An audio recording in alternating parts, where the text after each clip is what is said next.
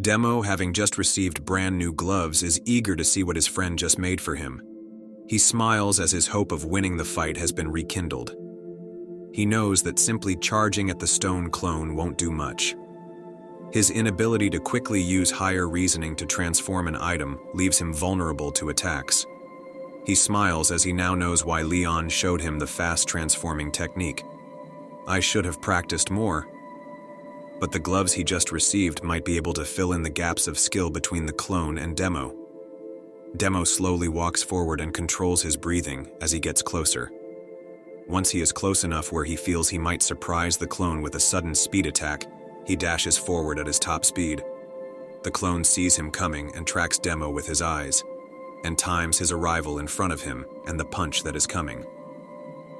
The clone gets ready to avoid the punch and slash Demo one final time. Demo sees the clone following him and getting ready to counter, but believes in his body's ability to take a hit. He decides to follow through with his plan and throws his punch. The gloves activate, and a burst of energy comes forth from the back of the gloves around Demo's arm.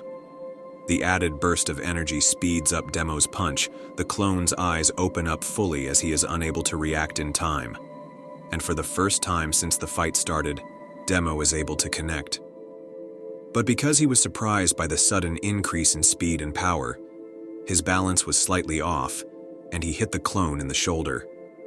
But the punch was so hard that it shattered the clone's shoulder, and its arm flew off. The clone doesn't scream, but instead just looks at its damaged arm without saying a word. Demo, on the other hand, smiles as he looks at the glove that just punched through the clone. Nice. Ten's uncle's jaw drops to the ground in surprise. In no world did he ever imagine Demo to actually inflict damage on Ketsueki, even if it's a clone.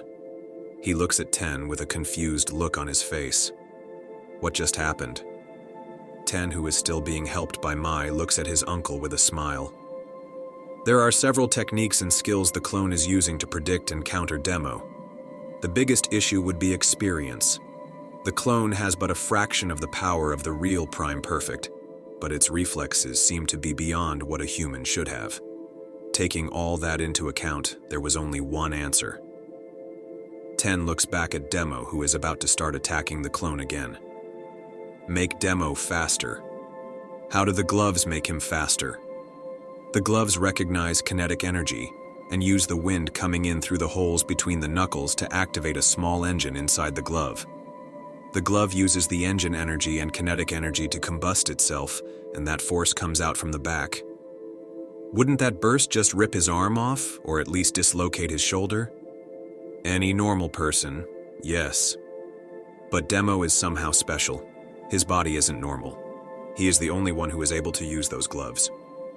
Demo hops twice to reset the mood and the energy. Knowing he can now hurt the clone, he wants to see if his short and quick attack plan could work as well. He walks towards the clone, ready to engage in some infighting. The clone takes a proper sword-fighting stance, reading itself for Demo.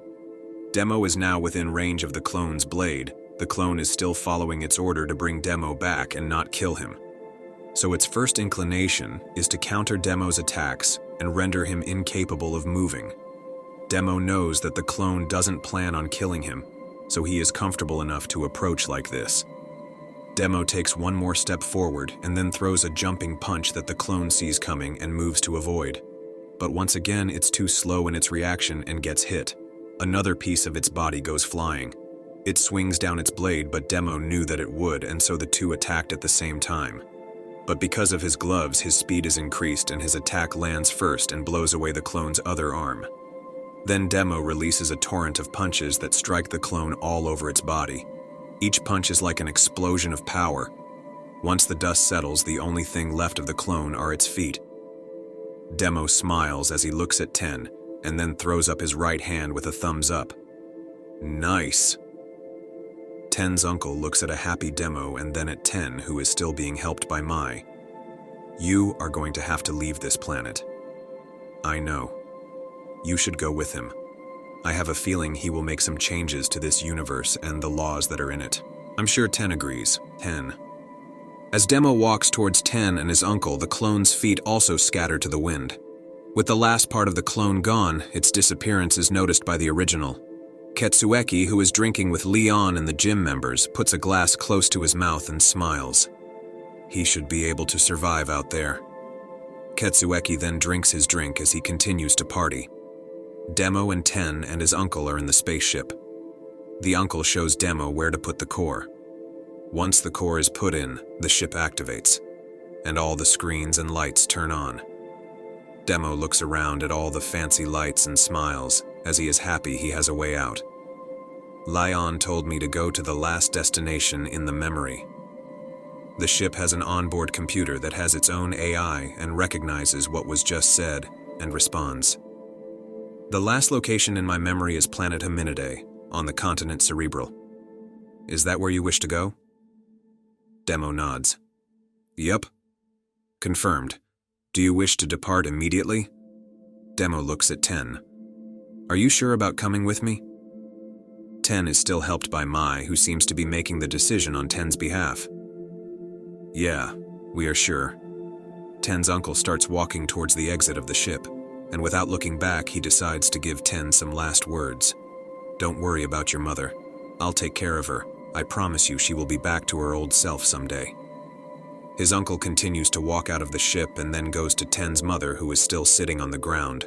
She hasn't moved or reacted to anything. Ten's uncle helps her to move further away from the ship's takeoff area.